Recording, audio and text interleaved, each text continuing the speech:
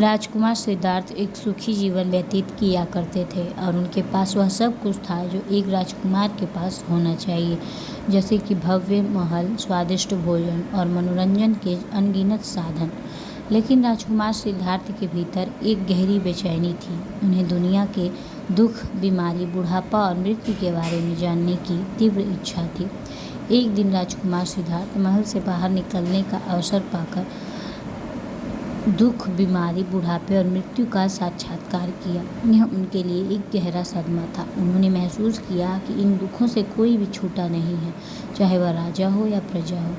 इस अनुभव ने उन्हें दुखी कर दिया और उन्होंने राजपाट त्यागने और इन दुखों का कारण जानने का प्रण लिया। उन्होंने वैभवपूर्ण जीवन छोड़ दिया और एक साधारण साधु का जीवन अपना लिया। राजकुमार सिद्धार्थ ने कई वर्षों तक उन्होंने विभिन्न शिक्षकों से ज्ञान प्राप्त किया और कठोर तपस्या की। उन्होंने गहरे ध्यान में बैठकर जीवन के रहस्यों को समझने का प्रयास किया। बुद्धत्व को प्राप्त करने के बाद उन्होंने अपना शेष जीवन दूसरों को दुखों से मुक्ति का मार्ग सिखाने में लगा दिया। उन्होंने 4 आर्य सत्य और अष्टांगिक मार्ग की शिक्षा दी, जो दुख से मुक्ति का मार्ग प्रशस्त करते हैं।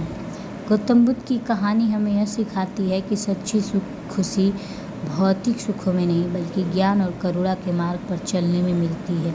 वे हमें यह भी याद दिलाते हैं कि कठिन परिश्रम, दृढ़ संकल्प और सहानुभूति के माध्यम से हम अपने जीवन में किसी भी लक्ष्य को प्राप्त कर सकते हैं।